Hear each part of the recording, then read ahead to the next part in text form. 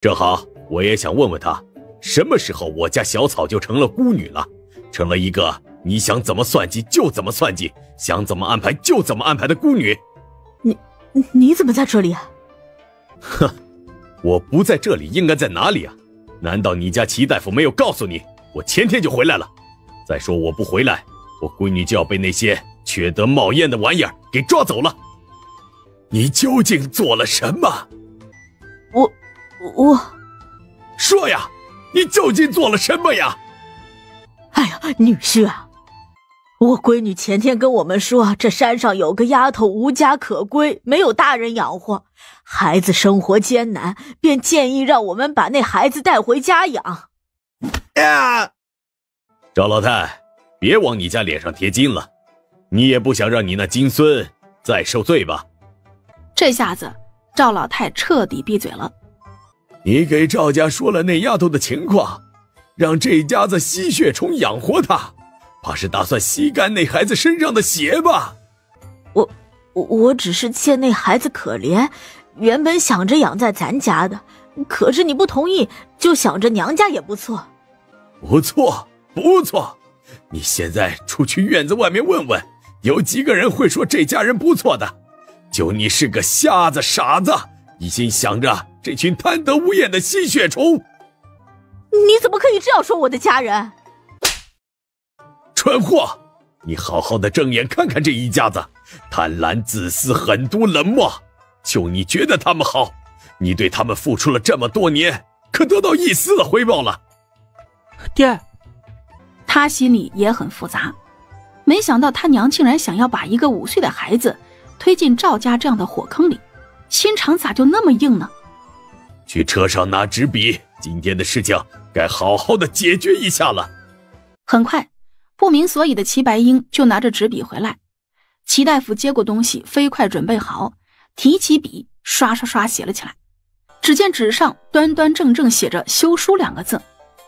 爹，你既然你娘心心念念的全是赵家人的好处，那今天就留在这里吧。你看看你那2个舅舅，你想变成他们那样的人吗？再看看你那表弟，这些都是你娘心里千好万好的人，你想变成那样的人吗？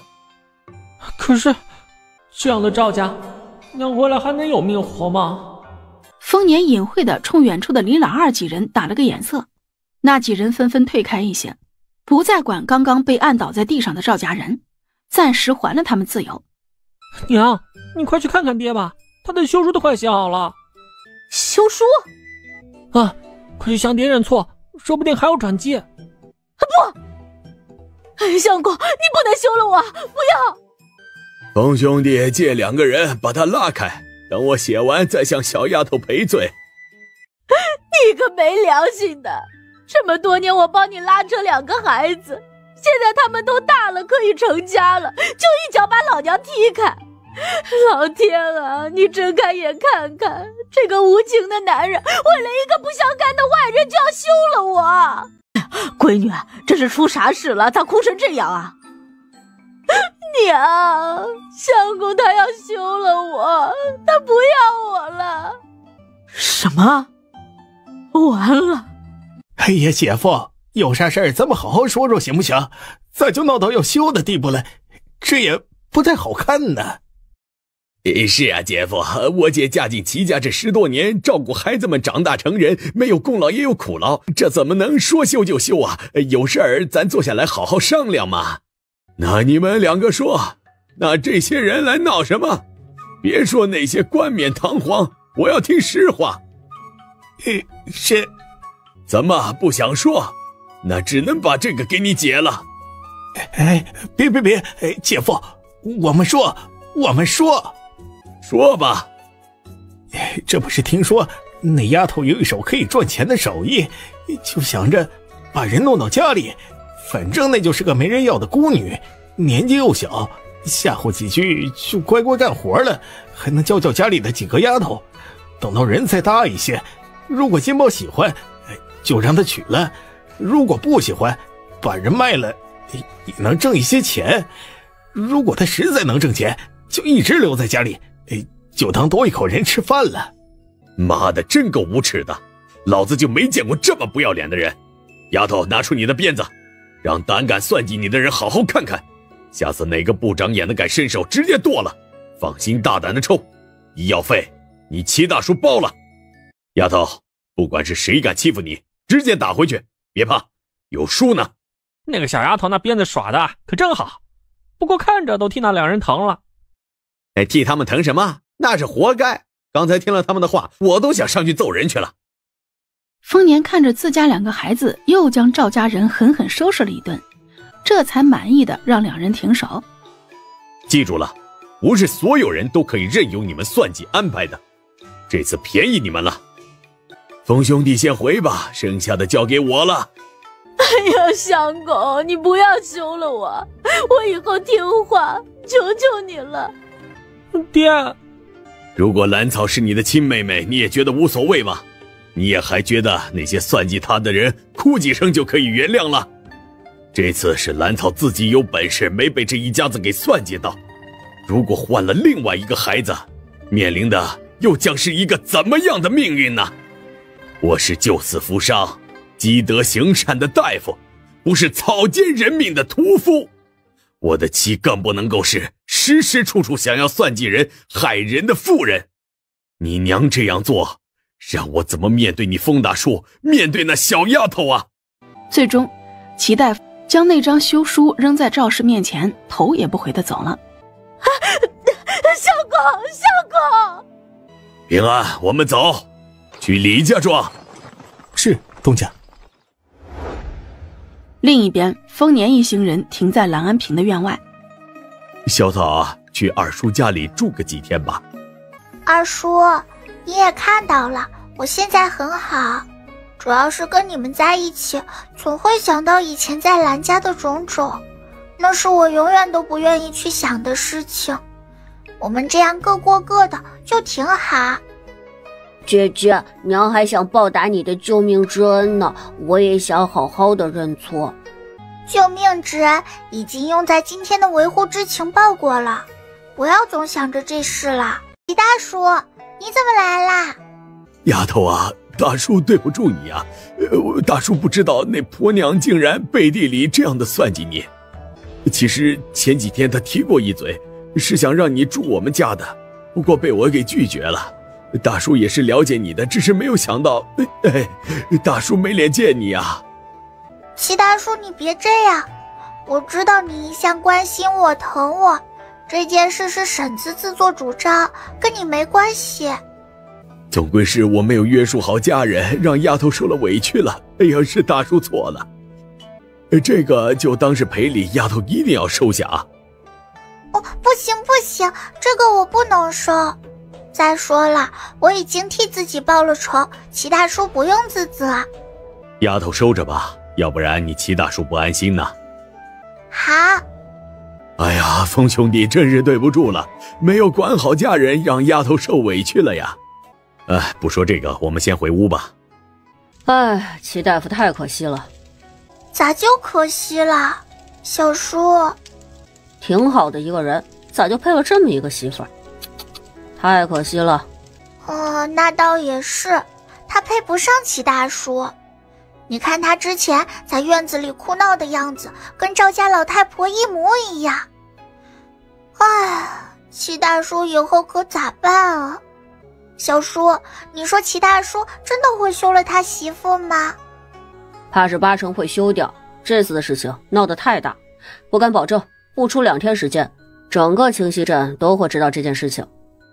全镇的人都知道，那齐大叔和白英阁会不会受到影响？兰草想起了之前兰家发生的事情，那会儿也是全镇子的人都在议论，最后兰家散了。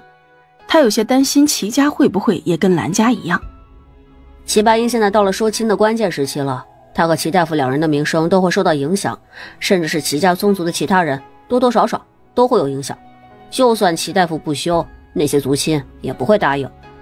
那个女人回到赵家之后也不会有好日子过，那一家子就是吸血虫，吸不干那个女人身上的血是不会罢休的。以后我再遇到那种想占我便宜的人，就直接把他打残。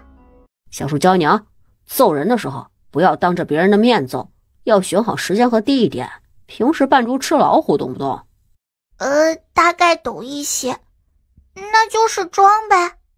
没错，就是这样。我在秦家如果不装的话，就没命了。有些时候想要保护自己，还是要适当的装一下的。我记住了，小叔。同一时间，丰年和齐大夫两人也在讨论着同样的事情。你真的想好了要休了你媳妇？想好了，如果不休了她，2个孩子都会受到影响，族中长辈也不会同意。齐大夫没有说，他对那个女人已经忍了很久。你们家怎么会给你定下赵家的女儿？当初就没有打听过她的家人吗？怎么没有打听清楚啊？这个媳妇儿可是我那好继母趁着我跟师父出门游历时千挑万选出来的。你继母定的，难怪。自从我4岁没了母亲，父亲又娶了继母回来，我在家里的生活就有些微妙了。继母处处打压，父亲不管不问。如果不是师父见我在家里生活艰难，也不会把我接过去学医。他们2个的眼里就只有继母所出的2弟。父亲一身的好医术，却不愿意教我，只一心一意地为2弟谋划。还好，我师父是父亲的师兄，也算是一脉。师父呢，又一向对我用心，我也不算遗憾。娶亲的事情也就不问我的意见。他先是处心积虑地给我找了一个体弱的女人，生下姐儿之后就去了。在我跟着师父外出游历散心时，又给我定下了赵氏。我那父亲事事都听他的，任由我这个嫡长子被那个女人搓磨。如果不是赵氏刚开始一直小心翼翼对大姐也好，后来又生下了白英，我恐怕也不会容下她的。自从大姐出嫁了之后，家里的孩子就只剩下了白英一个了，他就开始作了，直到今天闯下祸事。这样也好，休了就不怕他以后拿捏白英了。至于那个继母会不会干预我休妻，他现在管不了了。前些年2弟被父亲精心培养送进了太医院，他自己呢也操劳过度去了。我那好继母跟着2弟去京城享福，他就算是知道了这些事情已经成了定局，他管不了。再说他的目的早就达到了，根本就不把我放在眼里。相公，你别丢下我，我后悔了，我改还不行？娘，你慢些跑。你帮帮娘好不好儿子，白英，你一定要帮帮娘，我不能被休了，我要是被休了，在桥头村还怎么活下去儿子，你不能眼睁睁看着娘受苦，是不是？娘，我们先回屋去吧。不，你一定要答应我，先答应我。是呀，你就答应你娘吧，她这么多年也不容易，你回去求求你爹，别到时候休了你娘再娶进来一个，你可就没好日子过了。好，我答应，回去就向爹求情。娘，你别哭了。好孩子，我就知道你是个孝顺的。外孙你记得让医馆派个人过来住一段时间，专门照看我们这些受伤的人。外甥回去记得找人来把院子给翻修一下。你看这院子乱七八糟的，都没法住人了。对，再问问你爹，金宝什么时候过去当伙计？这孩子都等了好久了。还有工钱可不能给比别人低了还有你大舅家的闺女一会儿放牛就回来了，你也见见。咱们2家找个时间把你们的亲事给定下来，也算是亲上加亲了。难怪爹平时都不让我接近赵家人，原来是这样，太不要脸了。娘，我这就回去劝劝爹。好孩子，你快回去吧好好劝劝你爹，娘等着你来接我齐白英听了赵氏的话，根本不看赵家其他人的反应，直接窜出了院子，一路飞奔，快速消失在路的尽头。爹，你回来了。怎么睡在这里晚饭都没吃，我去给你热一下。爹，不用了，我吃不下。爹，你就这样休了我娘，她是不是再也回不来了？那她在赵家不得被那些人给生吞了？就先这样吧。如果你娘在赵家过得实在是艰难，到时候我不拦着你偷偷照顾她。我肯定会悄悄照顾的，只是……照顾可以，但是你不要去桥头村了，我怕你栽到里面去。我再也不想去桥头村，不想去赵家了，太可怕了。他们做了什么了？你是怎么回来的？他们让你派人过去把那院子给翻修一下，让你派医馆的人在那里住几天，专门给他们看伤，让我问问什么时候让金宝来医馆当伙计，还想拦着我，说什么见大舅家放牛的闺女，给我们定下来。简直就是痴心妄想，你没答应吧？当然没有，我怎么会答应呢？又不傻。哼，算你脑子还在，不像你娘。你娘听说他们想要给你和那放牛的女娃定亲，是个什么反应啊？娘找个借口打发我离开。还算没蠢到家里。明天我给你写一封信，你跟着采购药材的马车一起去阜成找你的师伯，在阜成跟着学2年，顺便呢也出去走走，长长见识。那我娘……放心吧，就冲他今天找借口打发你离开，我也会照应他的。齐大夫已经想好了，如果赵氏在赵家过不下去，就把他送到小庄子上过活，也算让儿子安心了。第二天一早，齐白英收拾好了行李，跟着去阜成采购的马车直接离开了清溪镇。小叔，你说大叔什么时候回来？兰草想想已经离家2天的丰年，忍不住有些担心。快了吧？这次不是去县城买几个人吗？应该花不了多长时间。我也不知道大叔会带什么人回来，希望跟白姨一样好相处。怕什么？买回来也只是个下人而已，不合心意卖了就行。有小叔呢。我才不怕呢，就是有些好奇。行了，不说这个了，大哥回来自然就知道了，还是趁他不在这段时间好好玩玩。先生一到，我可就没这么自由了。小叔，你说先生愿意跟着大叔住到山上吗？爱住不住，这山里多好，自由自在的，还能随时抓只兔子野鸡什么的就地烤了吃，想想都馋。那我们今天打猎吧，你要是打得多，明天还能带到镇上去卖。好啊，就打猎，明天卖了钱，小叔给你买点心吃哈。然后他便兴冲冲地开始漫山遍野的四处乱窜，结果还是在兰草的帮助下猎到一只兔子，这才算是挽回一些面子。当丰盛见识过兰草那出神入化的打猎技术之后，想要学习扔石子打猎。小草，教教小叔呗，你以后的头花小叔全包了。兰草正在想着该怎么教丰盛，其实他扔石子打猎似乎也没有什么技巧，无非就是力气大又扔得准。要不小叔每次去镇上都给你带点心，你想吃啥都行，等小叔打到猎物，天天给你烤肉吃。小叔，这么长时间你怎么没让大叔教你打猎？他们2个不是在一起的时间更长一些？大哥这段时间不知道在忙什么，似乎很忙，也没空教我。再说了，我觉得还是你这种方法更帅气一些。两人在太阳落山之前才背着好些猎物往回走，当然这里面大部分都是兰草的功劳，不过丰盛也做出了很多贡献。小草怎么样？小叔我还不错吧？一下午就猎到2只野鸡，这山里可真好，有吃的有玩的。哎，小草，下次家里待烦了就去林子里打猎吧，到时候我给你烤肉。哎，小叔你看，咱们院子里有烟，是大叔回来了吗？哦，完了完了，才刚刚尝到打猎的甜头，这就要上紧箍咒了吗？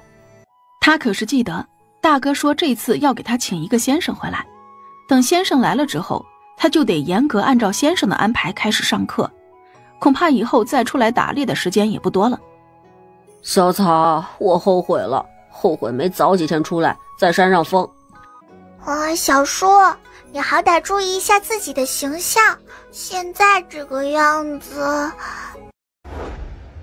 丫头打了这么多东西哎，累了吧？快进屋洗洗，好好的休息一下，一会儿就能够吃饭了。这次出门大叔给你带了新的头花，吃过饭了，叔给你送去。谢谢大叔。兰草丢给丰盛一个自求多福的眼神之后，立马溜回自己家。快去梳洗一下，这像什么样子呀？一会儿我来给冯先生见礼。你这二弟看着还不错，不是个迂腐的。让师兄见笑了，那小子就是皮了些。哼，你还说他呢？当年你在京城不也是那个样子吗？这都是多少年前的事情了，师兄这怎么还提呢？哼，那小子我收了，不过住在身上就算了吧。我打算呢，在山下镇上找个院子住下来，毕竟你嫂子那身体还是住在山下方便一些。行，到时候就让2个孩子去镇上找你学习。等会儿，2个孩子，不是说要叫冯家的老二吗？那另外一个是谁？这就是刚刚祁阳回来的女娃，她可比我家老二强多了。正好呢，让着她跟着一起旁听。师兄难道还介意多带一个侄女吗？你，哎呀，还是那么无赖。大叔，那人……那是我刚刚找的厨娘刘婶，家里的饭菜以后就由她来张罗。你们2个以后要好好的学本领，不能够把精力全都用在那些杂事上面。跟他一起的还有他男人，这会儿正在山下的小院呢。山上没地方住，他们暂时住在那边。还真有人专门给我们做饭呀！那以后我想给大叔做饭都没机会了。你这丫头贴心。丰年笑着给兰草夹了一筷子菜。这2天先这样吧，早饭还是自己做，刘婶来做中饭和晚饭。等到冯先生的住处安排好了，一切都能够正常了。大叔，阿姨不会回来了吗？她跟着丰收就挺好，原本就是给丰收找的奶娘。大叔，我还能见到白姨吗？下次你去县城了就可以见到，她这会儿在秦家呢。小叔这是怎么啦？刘婶做的饭挺好吃的呀。刚刚这人不是还兴高采烈的跟打了鸡血一样，这才多久，怎么就变成霜打的茄子了？舍不得我这自由自在的日子呀。像什么样子呀？还是当小叔的人呢？让丫头笑话你。大哥，我肯定会好好学的，只是有些遗憾，之前怎么就没去山里多野几次，错过机会了。行了，冯先生不是说了吗？1个月可以休息2天，到时候你们2个就回山上玩去。大叔，我们2个？是啊，你不是常常去李先生那边蹭课吗？以后不用了，跟着你小叔大大方方的去冯先生那里上课。兰草愣了一下，自己去蹭课的事情好像知道的人并不多吧？大叔是怎么知道的？小丫头想跟着先生学习，跟大叔说一声就行，以后不要翻墙了。大叔，哎呀，好了，不逗你了，过几天跟你小叔一起去上课啊。那我们在哪里上课？什么时候去？冯先生想住在镇子上，到时候你们2个也住到镇子上。我这几天先帮冯先生安顿好。镇上呀？我们能经常回山上吗？休息日就可以经常回来，我以后要经常出门，你们2个在山上我也不放心。过几天才去上课吗？是啊，冯先生，才刚到镇上还没有安顿好呢。感情这家伙刚刚蔫不拉几的样子全是因为这个吗？嘿嘿，大哥放心吧，到了冯先生那里，我指定照顾好侄女。冯先生那边的院子已经开始收拾了，我在镇子上也看了院子，打算买下来。以后你们在冯先生那里上课，住镇上也方便。那院子离冯先生家和医馆都很近，让刘叔刘婶也都住过去，我更放心一些。大叔，买院子多少银子啊？钱我已经付过了50两，不多。是一大一小2个相邻的院子，我知道小丫头不爱热闹，就想着把那个小一些的院子安排给你。那我把钱给大叔。你这孩子，咱们是一家人，总是这么见外。可是我还是觉得自己出钱的好，住的也安心。丫头在我心里你就是封家的女儿，是我丰年的女儿，即使你一直叫我大叔那也一样，大叔只想照顾你，看着你好好长大。大叔，我知道你对我好，只是有些怕忽然哪一天再被人放弃。我怕大叔对我这么好，我没什么还你。在兰草的脑海里，只有自己付出什么，才配从别人那里得到一些东西。所以面对丰年这么长时间以来对自己的好，他总想着用什么东西来回报。傻丫头，我们一家得到的更多呀。如果没有你，丰收或许那次从山上滚下来就没了。如果没有你，他的病也不会好得那么快，我也不会找回丰盛。啊？难道大叔发现我给丰收的药里加东西了？他顿时有些无措。爷爷可是交代过，我的秘密不能让外人知道。别想那么多啊！大叔想要照顾你长大，看着你嫁人，将来不管发生什么，都不会像你爹娘那样的。大叔。兰草听了丰年的话，心里一抽一抽的疼。他再也不想回想起以前被父母抛弃时的感觉，眼泪也越来越多。哎呀，好了，你别哭了，你是丰家的大姑娘，是整个丰家的宝，无价之宝。既然你想求个安心，大叔啊就收下你的银子12两就行了，毕竟那个院子啊确实不大。最终他还是妥协了，只要这丫头能安心，自己就收下好了。真是个倔强的孩子。是啊，小草，你是我们丰家的福星，如果不是你，我和大哥也不知道什么时候才能见面，小叔也会给你撑腰的，你就安心吧。两位爷和姑娘快进去歇歇，这些东西随后送到院子里。大叔，我还从来没住过这么好这么大的房子，真好，谢谢大叔。喜欢就好，我一会儿带你们去拜访一下冯先生，明天就正式上课。拜访完冯先生，丰年和两人就分开了，只留下兰草和丰盛在街上转悠。我跟你说啊，上次听着镇上的小乞丐说，附近有一个煞星，每次那个煞星来到镇子上的时候，他们全部都要逼到镇外去呢。是吗？小叔，你说那个煞星长什么样子？咱们要不要也逼着些？只是不知道长什么样子，是个什么人，万一哪一天碰上了不好。上次没问出来，要不我带你去问问，如果真的碰上了，咱也注意一些不是？好啊，我们去找小乞丐。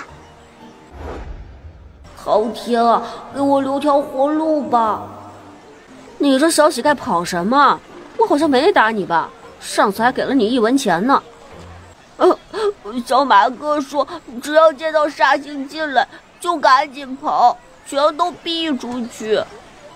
那你见到煞星了？他长什么样子？下次我们也逼着些。没事，你别怕，我们以后也要住到镇子上。你跟我们说说，那个煞星长什么样子？完蛋了，煞星要是住进来，我们这些人以后怎么办？怎么办啊？我好怕，我想逃。好像我和小叔并没有欺负他吧？这是哭什么？看着不太聪明的样子。算了，还是换一个乞丐问吧。兰草这样想着，就转身离开。他打算去找大一些的乞丐。谁知道，他才没走出去多远，小豆子直接从地上跳起来。你先说煞星是谁，长什么样子？那个煞星不就跟你在一起吗？不可能。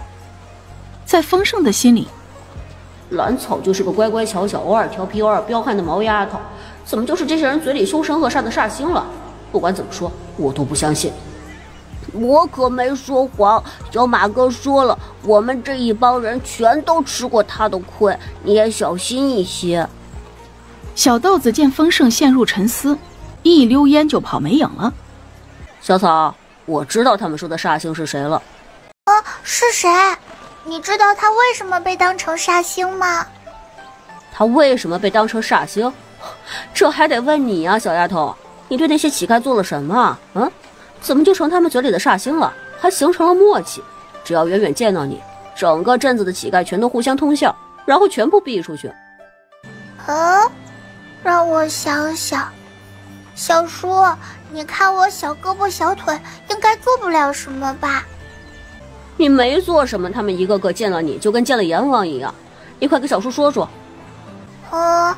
就是我第一次来镇上的时候，他们一群人想打我一个，最后我把他们捆起来，绑到镇外的林子里，还拔了一棵树把他们给压住。嘿嘿，我当时第一次来镇上，被他们吓得不轻，就想好好打一架，结果拔一棵树掐住他们，那不得把人给吓死？难怪我跟你说啊，下次再遇到这种情况，一定要叫上小叔，小叔替你出气。我也没想到他们会吓成这样，居然见到我全都逼出去。同一时间，小豆子哭着跑出了镇子，来到他和小马哥他们约定的镇外林子里。马哥，真的不好了，出大事了！说，有什么事是比煞星来了更糟糕的？就是那个煞星以后要住在镇子里。什么？哎，小豆子，你怎么知道的？刚刚那个煞星找过来，我没有跑掉。小豆子一五一十把刚刚的事情讲了一遍。接下来，所有乞丐都沉默了。如果那个煞星住到镇上，那我们这群没有家的人该怎么办？难道真的要离开这里吗？如果不离开，我们在这里还能太平吗？小叔，我请你吃糖葫芦，今天的事情可不能告诉大叔。放心吧，小叔还能骗你？你说不告诉他就不告诉。走，小叔给你买炸油糕去。小叔真好。什么事情啊，不能告诉我呀？大叔，你从哪里冒出来的？买酒了，你俩说吧，有什么事情还瞒着我？其实也没什么。兰草在脑子里飞快地想着借口，在丰年的再三追问下，丰盛终究还是告诉了他关于煞星的事情。这有什么呀？还怕大叔笑话你？那些小混混一次不把他们收拾服帖了，还会三番两次的找你麻烦，看着都烦。也不是怕你笑话，就是觉得有些别扭。我这么乖巧可爱，怎么就成了煞星了呢？没啥，雄名在外没有什么不好的。你看，只要你一出现，那些小瘪三啊，全都退避三舍，没有啥不好的。小草，镇上的那些小乞丐，咱们也不好看着他们真的离开这里吧？不会吧？难道他们真的要离开？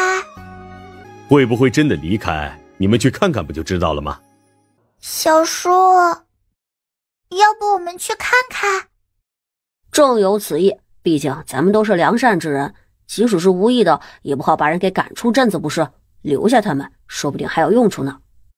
小叔，我只跟他们打了那么一架，再后来都没碰过面，根本就不知道还有这样的事。我可从来没想过赶他们离开。说定之后，两人打算现在就出去找那些小乞丐。马哥，我们真的要离开吗？不走不行啊，我怕那煞星来找咱们的麻烦。当初我就不该馋嘴去抢什么包子。哦，好吧，我不想离开。谁让你们离开了？哎呦，祖宗哎，我们这就离开，求你放过我们吧。你们这些人，我什么时候说过要赶你们离开啦？我可不是恶人。哎呦，你不是恶人，可是你吓人呢。你们这些人只要不干坏事，不犯到我侄女手里，人家什么时候搭理过你们？一个个的做贼心虚。你说说你们啊，有手有脚有力气的，怎么就只想着让别人施舍？难道就不会干活给自己挣一口吃的？一群废物！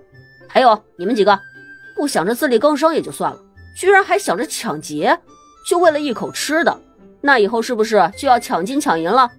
就算是砍一捆柴也能卖1文钱，换2个包子呢。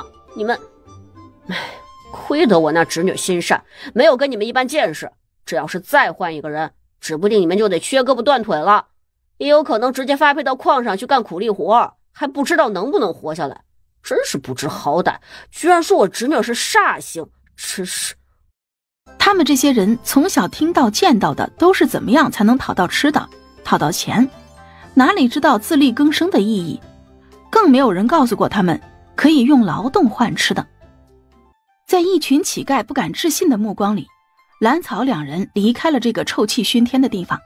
马哥，我们不用离开这里了，不用去流浪了。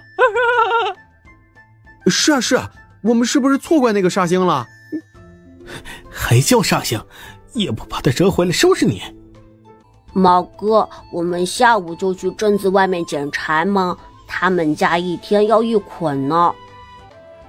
你和饼子他们去吧，我带着其他人再找找，看看有没有别的人家需要柴。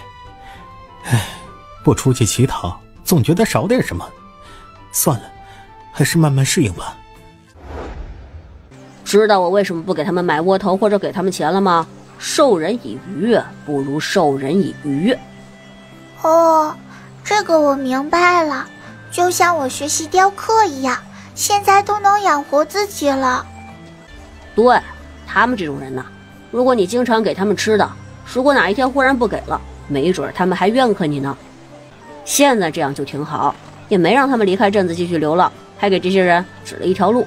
虽然辛苦了一些，但是那些钱拿得踏实。如果他们还是又偷又抢，下次收拾就不用留情了。都听小叔的，如果他们下次还抢别人吃的，那就揍一顿赶出去，当个名副其实的煞星。奶，姑父是真的不要我姑了吗？可不是，都这么长时间了，他一次都没有露面。你姑手里能有什么钱啊？早就被我搜刮干净了。这几天给家人治伤修院子，都花得七七八八。那我怎么办？我还想去医馆里当学徒呢，让我姑再回去求求姑父吧，奶。哎呦！死丫头，是你！你这个扫把星，谁沾上你就没有好事。爱人精，你不得好死！老东西，前几天的教训是不是忘记了？居然还敢骂我侄女，真是找打！该死的小崽子，你还敢打我不成？这里可是镇上，你敢动手就让李正打你板子。没有之前那些打人撞生事，这2个小崽子算什么？死丫头，看我不打死你！你个丧门星，把我一家人害惨了，打死你！哎呦，老太婆，我以为我们之间的事情已经结束了，没想到你见到我们就闹，是欺负我家大人都不在这里吗？哎呦，老天爷啊，你快睁开眼看看吧，老婆子快活不下去了，要被人欺负死了，都欺负我一家子老实人，这还让不让人活了？天杀的老天，你把我们一家都带走吧，活着要被一个黄毛丫头给欺负死了。我明明只抽了他一鞭子，居然嚎成这样，还让老天爷带他走。要不帮帮他，送他一程，让赵老太离老天爷更近一些。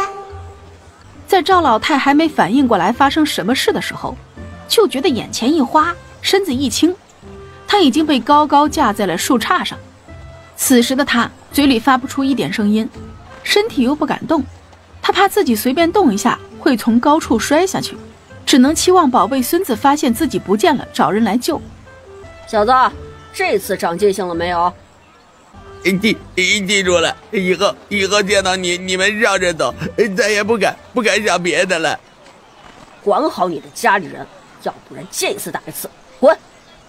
等到赵金宝忍着痛颤颤巍巍从地上爬起来，发现兰草和丰盛已经不见了，就连自家祖母也不知道什么时候离开了。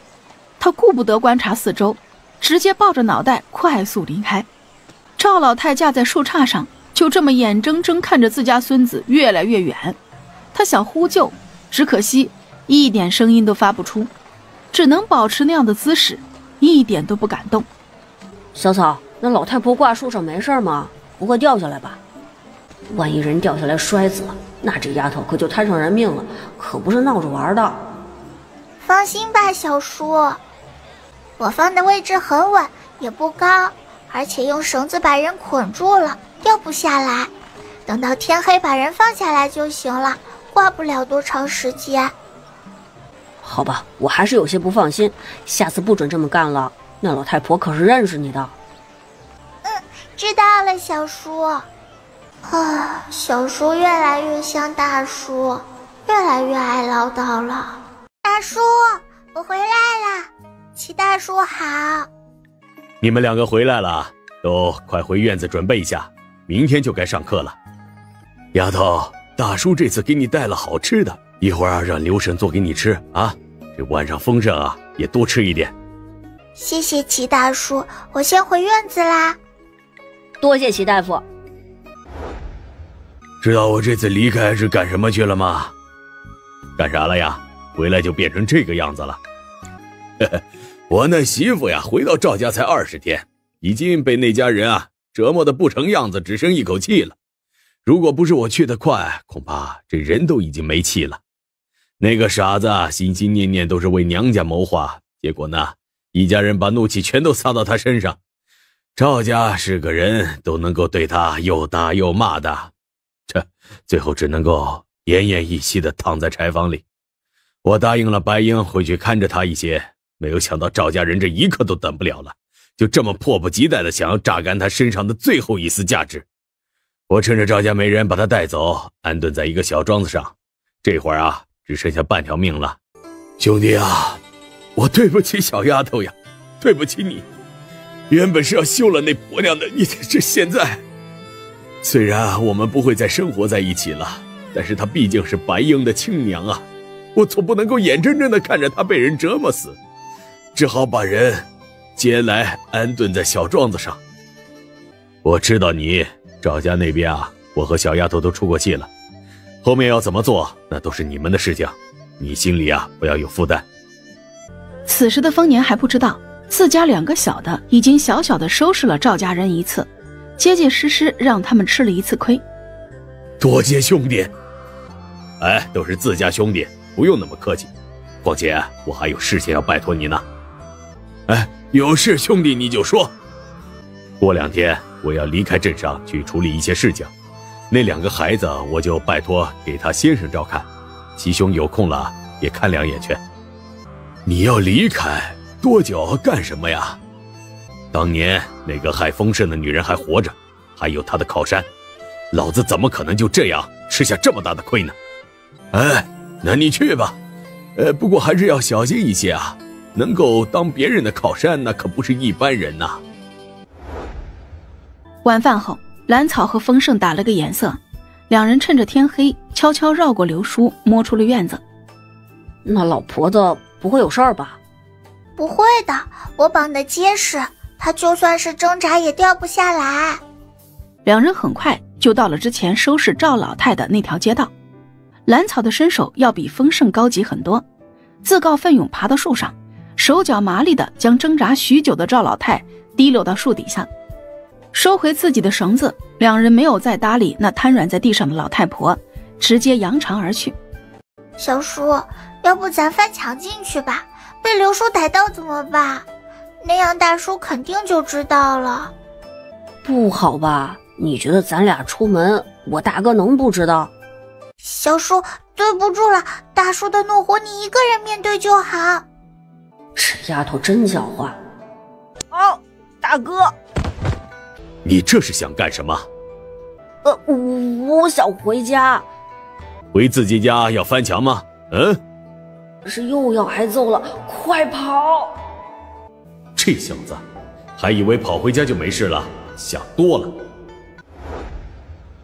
大晚上的你不在家好好的练字，带着小丫头去干什么去了？你还爬他院子的墙，你这个小叔是怎么想的呀？我错了。丰年毫不客气，手里的戒尺直接朝丰盛的屁股抽过去，足足抽了10下。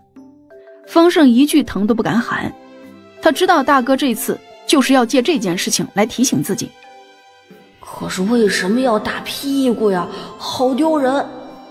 以后做事之前好好的想想。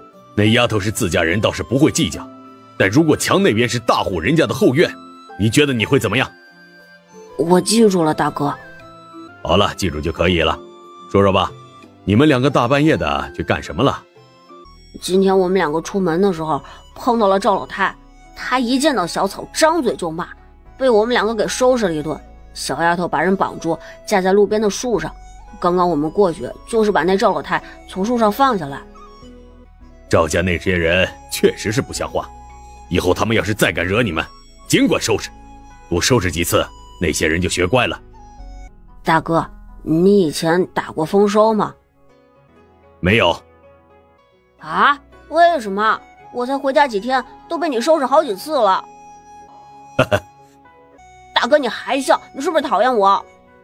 好了好了，我告诉你吧，对于你们两个人呐，我的期望呢是不一样的。对于丰收，他只要好好的活着我就满足了。对于你，我希望你尽快的成长起来，以后我们兄弟两个可以并肩作战，为丰家，为我们讨回公道。此时的丰盛无比骄傲。看吧，在大哥眼里，我是可以冲锋陷阵的那一个，比丰收强多了。过2天我要离开几天，你在家里照顾好小丫头，不许出去惹事，记住没有啊？大哥要去哪里啊？去几天？当年你被换掉的这个事情还没有彻底解决，秦家夫人现在还活得好好的，这件事情我咽不下这口气。我知道了，大哥，那我爹会不会有事儿啊？放心吧，他会没事的。等这事解决完了，你想他了也可以回去看看的。大叔，我这个样子去冯先生家里上课不会失礼吧？哎，不失礼，一点都不失礼。冯先生一家肯定是喜欢福娃上门，赶紧吃饭啊，一会儿送你们两个过去。两人的早饭才刚吃完，刚拿起书包准备去冯先生家里读书。这个时候，书童问竹急匆匆地进了院子。冯先生今天有事，两位不用过去上课。那，这是先生给你们布置的功课。先生家是不是出什么事儿了？家里有病人，明天休息，后天再来上课吧。是不是冯先生病了？要不要过去看看？还是先把功课做完了再去吧，要不然先生该不高兴了。哦，那我先回去做功课。小叔，你功课做完了没有？马上好，你再等一下。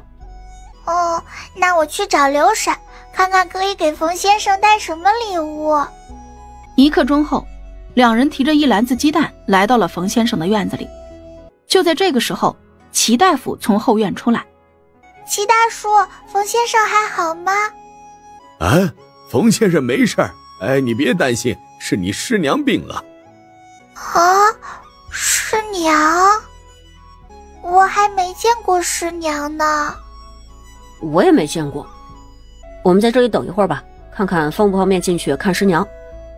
我先回去抓药，如果冯先生没空，你俩就回去做功课，不要乱跑。就在两人准备离开时，冯先生从问主那里知道了他们来了，便急匆匆出来见两人一面。你们有心了，等过几天呢，你们师娘好一些了，一起吃个饭。她身体不好，平时不怎么出来，就没让你们见过。先生，我们带了些鸡蛋，这是我家大花下的，很补的，等师娘好一些了做给她吃。好，我记下了，一定让李婶做给你师娘吃。哦，对了，这几天我顾不上你们，先休息几天，等到你们师娘好一些了再继续上课。好，正好我俩回山上住2天去。可以，让刘婶跟着回去照顾你们俩。还有一会儿让问竹把这几天的功课给你们送过去。想着回来上课要检查的，都听先生的。小叔姐，小叔，你是来接我去骑马的吗？是你这个小胖子呀！走，小叔带你骑一圈，上来。娘，姐，我跟小叔骑一圈就回来。小草，你们这是要回山上了？感觉好久都没有见到你了。婶子，我们最近搬镇上住，有一段时间没回来了。都住镇上了，真好。我还是喜欢在山上生活，自由自在。这不，一有时间就打算回山上住几天。你现在忙什么呀？怎么还要等休息才能回山上？哦，我大叔把我和小叔送到先生家里，要天天读书呢。啊，你都跟着先生读书了？哎呀，你大叔对你可真是好。据他所知，这10里8村还真没有正式读书的女娃，最多就是家中长辈有识字的，也跟着认2个。学堂里其他孩子的长辈都没有意见？他们同意先生还要带一个女娃？哦，不会啊，先生只教我和小叔2个人。哦，这样啊。李氏也没想到封家人会这么重视小草，还专门请了先生。哦，对了，婶子，小弟弟还要多久出生？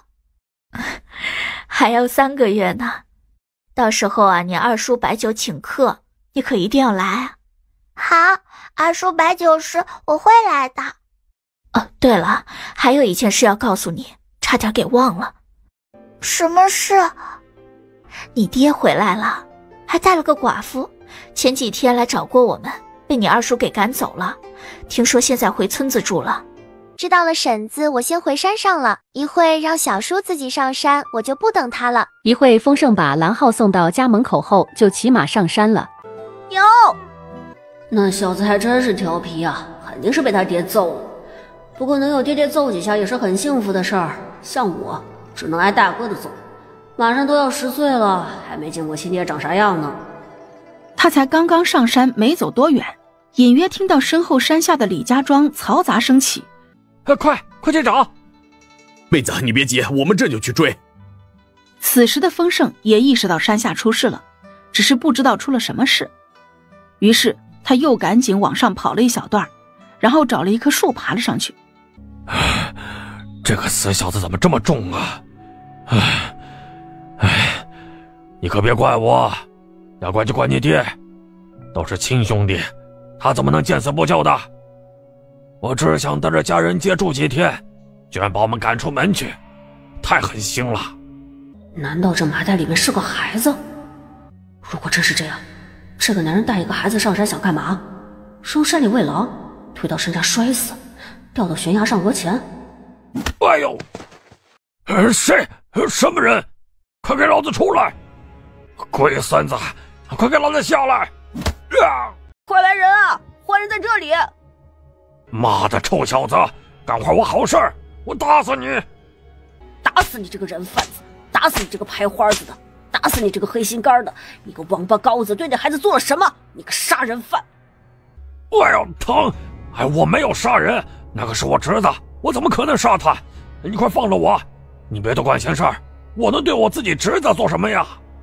小叔，小胖子，怎么是你呀？小叔，有坏人要抓小豪。好了，小叔已经抓住坏人了。你看。丰盛顺着手指的方向看过去，居然发现刚刚缩在地上的那人已经不见了。那人也太狡猾了，眨眼的功夫居然就溜走了。他的腿不是受伤了吗？刚刚还踹了他一脚，怎么还这么快？果然我的这点功夫还是不如蓝草，人家一脚踹过去，对方根本没有机会站起来。小浩，可算找到你了，你没事吧？丰盛，怎么是你？是你救了小浩吗？我刚上山就听到村子里有动静，就爬到树上查看，发现一个男人扛着麻袋上来，然后就救下了小胖子。只可惜刚刚的那个男人跑了，不过那人被我打了一顿，应该跑不远了。爹，就是小叔救了我。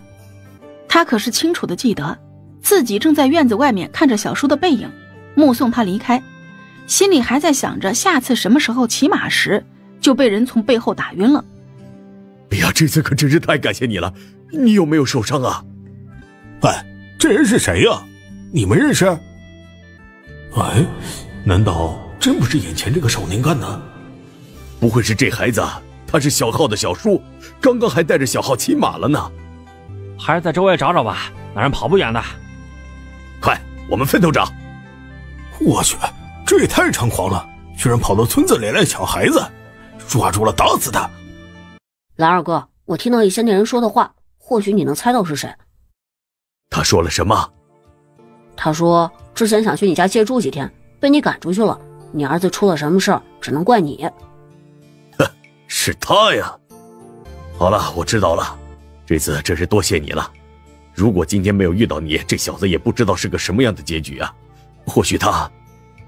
蓝二哥，我得赶紧回去了，要不然小草一个人在山上我也不放心。小浩这次受了惊吓，回去好好安慰安慰他啊。我走了。哎，这次太感谢你了，回头我带家人上门道谢。小叔，风声，小草，我回来了。小叔，怎么回来这么晚？是不是出事了？哎，是出了点事儿，不过呢，已经解决了。到底出什么事了？啊，我送小胖子回家后不……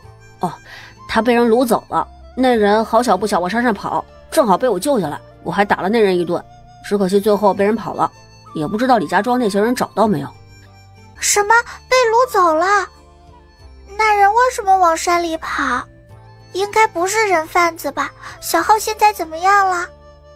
蓝草有些奇怪，那些拍花子的不都把人往镇上或者县城里带的吗？跑山里也不怕跑不出去被狼吃了？不知道那人想干什么。总之小胖子被我救下来，已经交给你二叔他们了。那小子没事就行。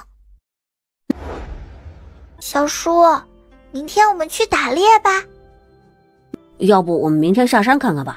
我离开的时候，劫走蓝号的人并没有找到，而且什么？小叔有什么不好说的？居然还这么为难。而且那个人很有可能是你的亲人，我听他说蓝浩是他的侄子。是那人的侄子？那人还说什么了？听他的意思，之前去蓝安平家里借宿，想和家里人在那里住几天，结果蓝安平没同意，被他给赶走了。他这一次劫走蓝浩，也是为了报复他爹。哦，对了，他还说什么亲兄弟的。蓝草的脸色越来越差。此时的他结合之前在山下李氏说的话，已经100%的肯定了，那个劫走蓝浩的人就是他的亲爹蓝安庆。小叔，我吃饱了，在院子里消消食儿。小草，你没事吧？谢谢小叔，我没事，只是听说干坏事的人是我的亲人，一时有些接受不了。明天我想再下山去看看，究竟是个什么情况。打死这个人贩子，打死他！许久之后，他们才将死狗一样的男人给捆绑起来往山下拖去。小草，你不要着急啊，路上慢些，别摔着了。嘘，有声音。真是个废物，这么简单的事情都做不好，还想挣大钱。老娘真是瞎了眼了，才会听那窝囊废的话来到这破地方。呸！蓝安庆，你个废物，这次回去老娘就把你给踹了，一个崽子都弄不来，害得老娘在山里等一夜，差点没被山里那些畜生给吓死。哎呀！一转眼就见到蓝草和丰盛朝自己这边过来，他的眼睛里立马放出惊喜的光芒。乖乖，这破地方还有这么好的货色，还一下子就见到2个，哎呦，赚了赚了！丰盛的鞭子已经招呼到了那妇人身上。小兔崽子敢跟我动手，老娘宰了你！那个妇人就那么趴在地上，面目狰狞地朝丰盛挥出一包粉末，然后丰盛一头栽倒在地上，一动不动。哼，兔崽子敢跟我动手，以后一定给你找个好去处。哎呦啊！这死丫头下手这么狠，白瞎了这白净的脸蛋，以后得好好调教。那妇人在心里腹诽眼前的丫头，只觉得眼前有些模糊，身体也特别无力，想要倒下来。蓝草就这么看着妇人半跪在地上，摇摇欲坠。他看得很清楚，就在刚刚，那个妇人抬手护住自己肩膀的时候，直接将手里的迷药弄到自己身上，倒下去是早晚的事儿。你一个小蹄子！等那妇人晕倒之后，兰草从空间里拿出布巾，把自己的口鼻捂住，这才上前查看，确定那妇人身上残留的迷药不会影响到自己之后，这才直接上手将那妇人捆了起来。可能是因为吸入的迷药太多，兰草掐了丰盛的人中之后，他还是没有醒来。最后兰草还是硬着心肠，在空间里弄了一些凉水，直接浇到他头上脸上。下雨了。小叔，你中了迷药，我没有办法，只能把竹筒里的水把你浇醒。哦，对，那个女人手里有迷药，你没事吧？这个女人也拖下山吧，这人应该跟小胖子的事情有关系。也不知道蓝安庆是怎么跟他搅在一起的，到现在为止怀了几个孩子。兰草和丰盛来到李家庄后，兰草不想见到蓝安庆，就爬到了一棵树上。丰盛把那个女人交给了李家庄的人。你说什么？这人跟那个蓝安庆是同伙？是的，我下山的时候听到他自言自语说的话，而且他确实在山上守了一晚上。小山，就叫你给我过来。与此同时，李老大也发现了丰盛有些不妥。你怎么了？头上身上都是湿的。这个女人给我下了迷药，幸亏有我侄女在，用凉水把我给泼醒了。什么？她给你下迷药了？你现在怎么样？要不要看大夫？我没事，已经恢复了，就是看着有些狼狈。是她就是前几天一起去过我家的那个寡妇。之前被人按在地上被揍得昏昏沉沉的蓝安庆这会儿也有了动静，他伸着脖子往地上那女人身上看。秋娘，是你吗？你怎么样了？秋娘，你怎么了？快醒醒啊！你们这些人做了什么？原本这些人还不知道地上那女人是干什么的，被蓝安庆这么一喊，这下好了，是同伙无疑了。这简直就是不打自招呀！他们一伙的都是人贩子，给我打！丧尽天良的畜生，他居然还有同伙，不能放过他们！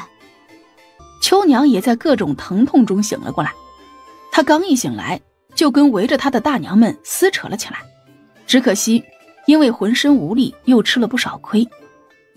蓝安庆，你个窝囊废，就这样看着老娘被打，你给我等着！蓝安庆？这个女人说什么？那个人是蓝安庆，是安平的那个兄长？是吗？我看看哈，昨天抢走小孩的是蓝安庆，他把自家侄子带到山上要干什么？哎呦，去年他还把自家闺女给扔进山里了，难道他这次想？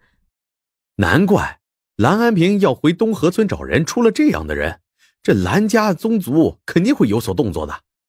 蓝安平，你个狗东西，我可是你亲哥，哪有你这样对待亲哥的？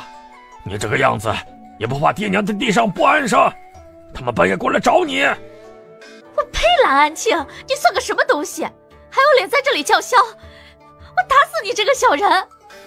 小妹，别气啊，别气，哥替你报仇。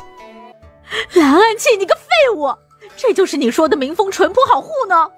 这就是你说的你可以做兄弟家的主？你个窝囊废，我看你就是糊弄老娘的！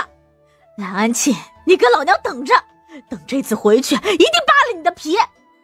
蓝草坐在树上，看着这样不堪的蓝安庆，不禁在心中怀疑：我真的是这种人家的孩子？明明我勤劳上进，明事理。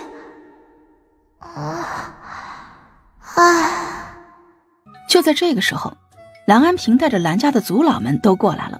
二叔，你救救我！李家这些人想要杀了我呀！你个狗东西，想把我儿子扔进后山，如果不是半道被人救下，我儿子就没了。你还敢在这里胡说八道！王八羔子，欺负老子性子软吗？老子以前是见大哥，不想跟你一般见识，敢动我儿子，还想摆大哥的谱。你个不忠不孝、不仁不义的东西！你爹病重时你在哪里？这老二好不容易过2天清静日子，你回来干什么？啊！你扔了自己的亲生女儿还不够，还想着把老二家的孩子也扔了，你个畜生！二叔，你救救我，他们真的会打死我的。哼，你绑了老二家的儿子，被李家人打死，那也是活该。是秋娘喜欢孩子，只可惜她不能生养，就想接过去住2天啊。你胡说，那个秋娘是人贩子，你们2个都是人贩子。那女人用迷药。哇，人贩子有迷药，快搜搜看还有没有。没有，不是，我们不是啊。果然2人身上都搜出了不少迷药。一会儿把人带上去县衙，村里出现了人贩子，那可是大事。那个被掳的孩子呢？一会儿一起去县衙。还有那个下山的孩子。里长大人，冤枉啊！我不是人贩子，我是那孩子的亲大伯，怎么会害他呢？全是误会啊！二弟，大哥错了，元哥不在家，大哥只是想接孩子回家住几天，没有坏心的呀。被里长带来的那几人哪里会管蓝安庆喊什么，只管把人往自己带来的马车上拖。夫人，上车呀！蓝二哥先走一步，我有马车。那行，你跟上啊。小树，我要跟你坐一起。姐。你没事就好，好好跟你舅舅他们学功夫，等你厉害了，没人能欺负得了你，就像我这样。众人把蓝安庆和那个女人送进县衙后，县令大人发现那女人就是一直在被通缉的人贩子的主谋秋娘，当即判决以秋娘为首的人贩子团伙全部2日后斩立决，其中也包括蓝安庆。小草，你别难过啊，你还有我和大哥，还有丰收，我们都是你的亲人。小叔，我打算在他斩首之前去见一见他。你不难过？不，我只是想让他看看，曾经那个被他扔进山里的孩子，现在过得比谁都好，有亲人，有手艺，有钱，我就想气一气他。行，到时候我陪你去。到了，只有1刻钟时间。由于这里的光线特别昏暗，蓝安庆并没有看清楚蓝草的脸。你来找我干什么？你被卢可跟我一点关系都没有，事情都是秋娘做的，你别来找我，老子也被那婆娘给害惨了。哼，我找的是你，还真跟秋娘没关系。你是谁？我是蓝草呀，听说你要被斩首了，过来送你一程。蓝草？不可能，你骗人，我女儿的样子不是这样的，而且她已经死了，冒充个死人过来有什么用？我该说的全都说了。是啊，你女儿已经死了，但是蓝草活着。哼，真够可笑的，亲爹之前是多么不把我放在心上，我站在他面前居然一点都认不出来。你真的是小草？那当然，要不然我为什么不去看别人？闺女，你救救爹呀！我不知道秋娘是人贩子呀，你快去帮爹说说话呀！蓝安庆根本不觉得眼前的女娃是自己的女儿，只是想抓住一根救命稻草而已。蓝安庆，你怕是不知道吧，秋娘是他亲手抓的，而你是我亲眼看见你扛着人上山，铁证如山，你说我们怎么可能替你说话？原来是你们想挖懂什么？我只是跟二弟开个玩笑，哪里就是人贩子了？你们快去跟县令大人说清楚呀！你这样的人渣凭什么让我们替你求情？凭你心狠，可以将亲生女儿扔进深山；凭你自私，只顾自己，亲生女儿都快被家人打死了也不动于衷。闺女，好闺女，你去替我求求情，爹就带你回家，以后就不让人再欺负你了。不用了，我已经有疼我的家人了，你晚了，你女儿早死在山里了。你这孩子，外人哪有亲人靠谱？他们终究是外人，不会真心为你打算的，还是快把爹救出去，爹带你回家。外人都比你这个亲爹对我好，给我盖房子，背着我去镇上，给我买衣裳头花，送我去读书。你又做了什么？不顾我的哭求，执意把我扔进深山去喂狼，这就是为了我打算，真是笑话。蓝安庆被兰草反问得有些脸红，只是他现在顾不了太多，过了今天自己就要被斩了，眼前两人就是他最后的希望。他还想要再说什么，就被旁边的丰盛一下子给打断了。放心吧，小丫头在我家也是有下人使唤的，天天有吃不完的美味佳肴，比跟着你这个人贩子可安全太多了。别想那么多了，如果不是你要被斩了，这丫头还不来见你呢。再说了，你真的认出她是你闺女来了？胡说！谁说我没有认出我闺女来？我一眼就认出来了。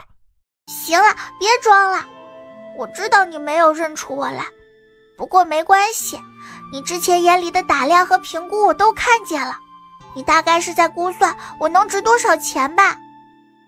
没有啊，我没有，闺女你别瞎想啊。蓝安庆心虚的狡辩，爹是疼你的，爹带你回家给你买糖人，带你去赶集。闺女啊，你去找县令大人求求情，爹真不是人贩子呀。你别做梦了，明天你被斩首之后，我不会让他来收尸的。至于别人会不会来，估计也不会有人吧。你的归宿可就在乱葬岗了。这个男人太不要脸了，试图用糖人来诱惑小丫头。要知道小丫头买了多少糖送给小辉他们吃了，谁稀罕？你的东西还给你了，从你带我上山那一刻，我就没爹了。当初你没答应我，今天我同样也不会答应你。说完，他便头也不回地跟着丰盛离开。至于之前带的包袱，衙役检查过后，自然会交到蓝安庆的手里。喂，你们两个小兔崽子，别走，别走啊！不孝的东西，怎么不死在身上？你不是，你根本就不是，冒充我女儿，也不长个瘦点的，真当我是傻子不成？呸！该死的东西，过来干什么？蓝安庆终于承认，他根本就没有认出兰草来，这可真够讽刺的。哎呦，大少爷可算是回来了，老爷一听说就赶紧打发老奴来接您。您看，好，我也有一段时间没有见到我父亲了，正好回去给父亲请安。哎呀，太好了，大少爷骑马还是坐马车呢？我坐马车就好，这次小草跟我一起，我陪着他。哎呦，这可巧了，二少爷昨天刚回来，想必见到大少爷和姑娘，肯定很开心呢。小草，丰收昨天也回来了，没准一会儿就能见到人了。你不会见到他就忘了小叔了吧？小叔，你这也想太多了吧？在我心里，你就是我独一无二的小叔，是长辈，是亲人，是伙伴，没有人可以代替的。马车很快就来到了秦家大门外面。哎，大少爷，老爷听说您回来，已经让人把您之前的院子重新整理了一遍，他这会儿啊，正在您院子那里等着呢。那就赶快过去吧，我也想念父亲了。芬叔，让小草住我院子就行了吧，不用重新安排地方住。姑娘怎么说呀？都听小叔的。啊，好，都听大少爷的。父亲，孩儿给您请安。季佐呀，可算是回来了。好好好，快起来，快起来。齐老爷好。好好好，小丫头是叫兰草吧？听季宗提起过你，还要多谢你救了季宗呢。秦老爷说着，直接从怀里掏出一个荷包递给兰草。这是给你的见面礼，这里跟家里一样，需要什么让那两个小子给你安排。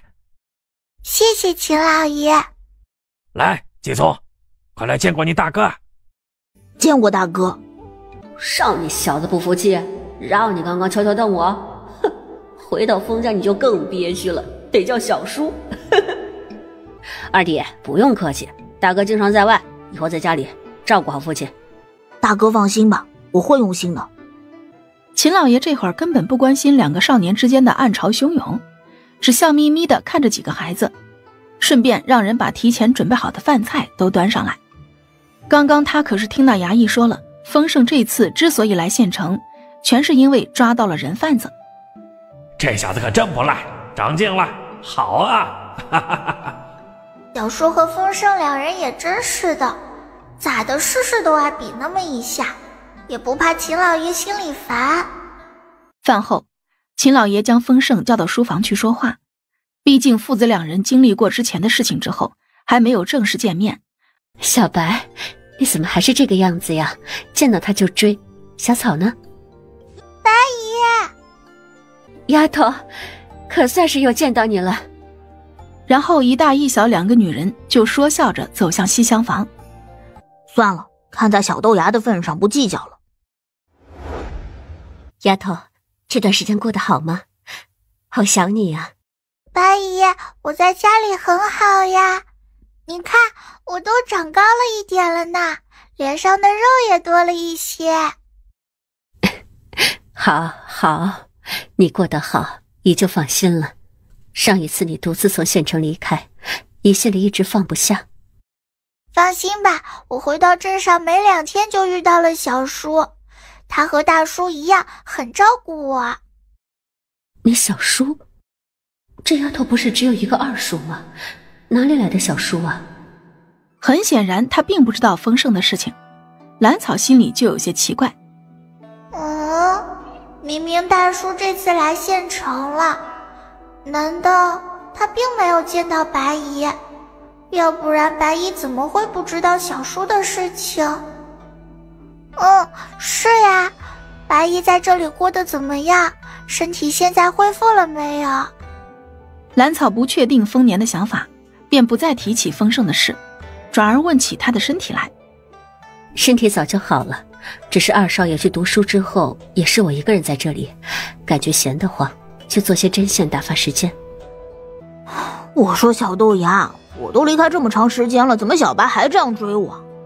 求求你让他放过我吧，我是真跑不过他。哥哥，你说说你，比小白大那么多，居然还跑不过他一只羊，这段时间是不是没好好练功？没有练功？怎么可能？我的功夫要是没有长进，爹可是会用鞭子抽我的。秦老爷会用鞭子抽你？不能吧？是我爹，不是你说的秦老爷。原来是大叔抽你呀！笑？你还笑？没良心的死丫头，哥哥挨揍你就这么开心啊？那可是我平生第一次挨鞭子。父亲，你的身体怎么样了？听份叔说你之前是中了毒。都已经解了，身体也恢复的差不多了。最近天天早上起来还打一套拳呢，你就放心吧。那父亲还是要注意一些，时常请大夫过来给您诊脉，还要出门在外，不能在父亲身前尽孝，还请父亲保重身体。放心吧，你弟我在家里一切都好。你在丰家怎么样？过得好不好啊？我很好的，现在在家里跟着先生读书，功夫也没有落下，天天都有在练。真的？那下次我也跟你去山上转转。父亲，夫人现在在哪里？关在后院呢，没几天日子了。年轻时候也是我对不住他，只是没想到他的心居然那么狠。你祖母和2个姨娘2个孩子都被他毒害了。我明天想去见见他，不知道行不行？去吧，多余的事情不要做，免得脏了你的手。他没多长时间了，沈家也因为他掉了面子，坏了名声，将他逐出家族了。如果不是为了让他活得更痛苦一些，他早就该下去赔罪了。多谢父亲。不用，是我对不住你，没有照顾好你，让你受了这么大的委屈。以后有时间常回家看看。由于咱们家这个情况特殊，过几年跟你和季宗分家，家产你占30%。这事儿我跟你二弟说过，在我心里你就是我秦家大少爷。父亲，这个孩儿不能要，留给二弟吧。你不用拒绝，安心收着。这事儿你大哥也知道，他也给季纵留了东西，这是你大哥这次来县城时我们商量好的。好吧。